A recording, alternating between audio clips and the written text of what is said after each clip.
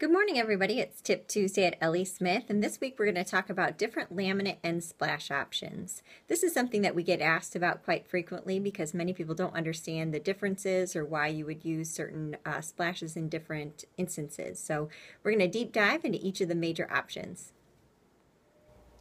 The first option we're going to look at is a full contour. So when you see a full contour, you'll notice that the back end of it actually rounds over the edge of the profile of the back of the countertop, and at the very front it also has a full wrap all the way around.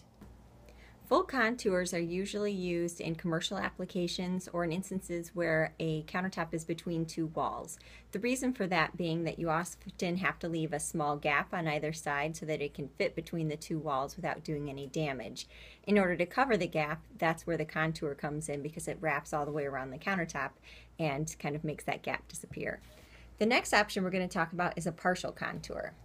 You'll see in a partial contour that the back end of it just sort of tips over the edge of the back, and the same thing in the front, it just sort of tips over the front. So this would not cover any large gaps as in a full contour, but it does round over the edges instead of being set on.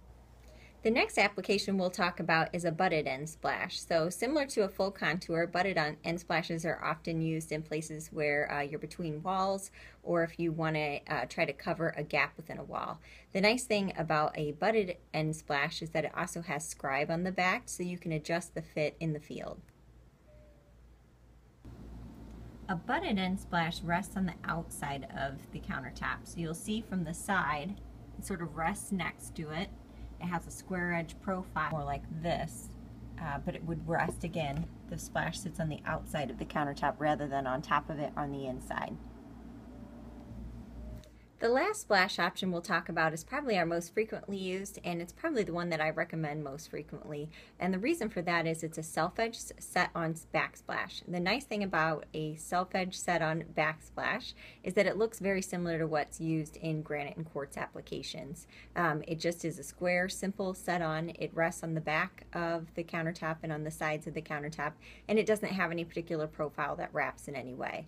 Now again, as we spoke about before, if you have any gaps at the end, this would not be a great application because it wouldn't cover those at all. To learn more about our side splash options and to view detailed drawings, please visit our website or call one of our client associates and we'll be happy to send you a link. I'll also post those links at the bottom of this page, and we hope you have a great day and a great Tip Tuesday. That's it from Ellie Smith.